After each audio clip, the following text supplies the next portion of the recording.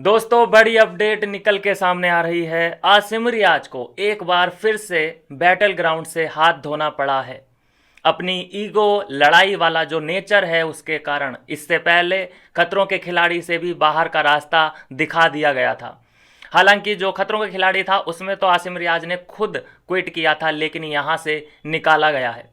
और battle ground में देखा ये जा रहा है दोस्तों, जो लड़ाई इनकी होती है वो कोई प्रोफेशनल लड़ाई नहीं होती है कि भाई तेरा खिलाड़ी यहाँ मेरा खिलाड़ी यहाँ।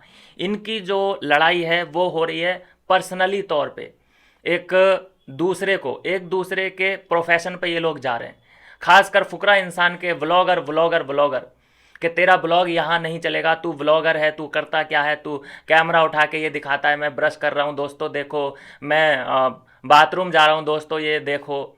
तो इस तरह से बार बार ब्लॉगर ब्लॉगर सुनते सुनते फुकरा इंसान तंग आ चुका था और उसने फिर बोल दिया कि आज मैं तुझे तेरी औकात दिखा के रहूँगा और तू किसी शो में काम करने लायक नहीं है। ये फुकरा इंसान ने बोला, फिर फ़ोन निकाला, फ़ोन कर रहा था कहीं पे, इतने में ही आसिम रियाज बोलता है कि किसको कॉल कर रहा है, तो फुकरा इंसान बोलता है तेरे बाप को कॉल कर रहा हूँ। और आसिम रियाज का कहना था कि ठीक है तू कर, किसी को भी कर कॉल, मैं यहीं खड़ा हूँ, उखाड़ ले जो उखाड़ना है। तो यहाँ पे फुकरा इंसान से पहले भी हुई थी, अब भी हुई, लेकिन रूबीना से, क्योंकि रूबीना के साथ भी बदतमीजी करने की आसिम रियाज की कोशिशें थी। बदतमीजी इट मीन्स कि तुम्हारी फुकरा से लड़ाई हो रही है, तुम्हारी रूबीना से लड़ाई हो रही है, तुम्हारी रजत से लड़ाई हो रही है, किसी को तो छोड़ दो, हर जगह तुम सही हो, बाकी सब गलत हैं। तो ये बात डाइजेस्ट होती नहीं है, कोई तुम्हारी साइड क्यों लेगा। तो जो इस शो के बॉस हैं शिखर धवन, उन्होंने फैसला लिया कि आसिम रियाज को यहाँ से बाहर जाना पड़ेगा। ये देखिए व्लॉगर व्लॉगर वाली बात जो है, पहले एपिसोड में जब ये लोग मिले थे उसमें भी यही बात शुरू हुई थी कि तू करता क्या है व्लॉगिंग के अलावा। और ब्लॉगर को मतलब बहुत ही छोटा समझा आसिम रियाज ने। उधर से फुकरा इंसान ने भी बोला था कि तुम लोग जिम ट्रेनर हो, तुम लोग हो क्या, तुम्हारी औकात क्या है, बेसात क्या है। इस तरह से बात बढ़ते बढ़ते यहाँ तक आ गई कि बस प्रोफेशन प्रोफेशन प्रोफेशन के तू करता क्या है, करता क्या है।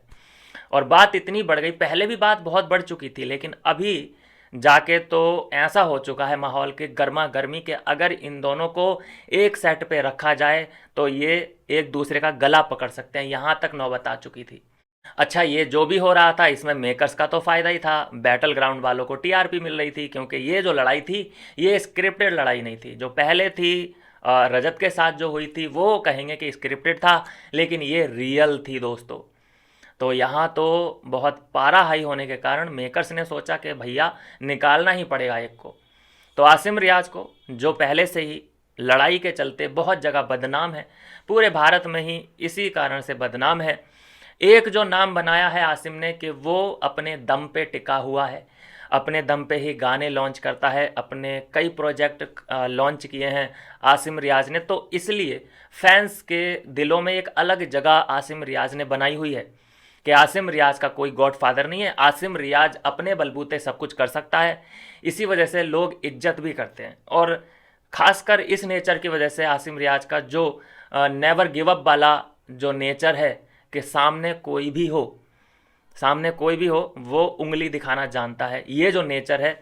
हालांकि इन इन सभी स्वभाव से बहुत बड़ा नुकसान भी आसिम रियाज को होता रहा है, एंगर इशू तो काफ़ी हैं।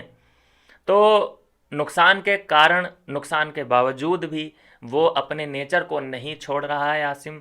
और ये बातें कई बार बोली भी हैं आसिम ने कि मेरा ये अपने गुस्से के कारण बहुत नुकसान हो चुका है, लेकिन उसके बावजूद भी अगेन एंड अगेन वही बातें दोहराना, कोई भी एक भी बात को सहना नहीं है।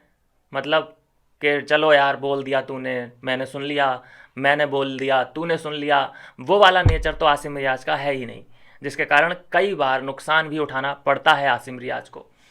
तो अभी की अपडेट तो यही है दोस्तों कि आसिम रियाज को शो से बाहर कर दिया गया है, और अब देखते हैं कि आसिम रियाज की जगह कौन नया मेंटोर आता है, कटारिया आएगा या कोई और आएगा, देखते हैं।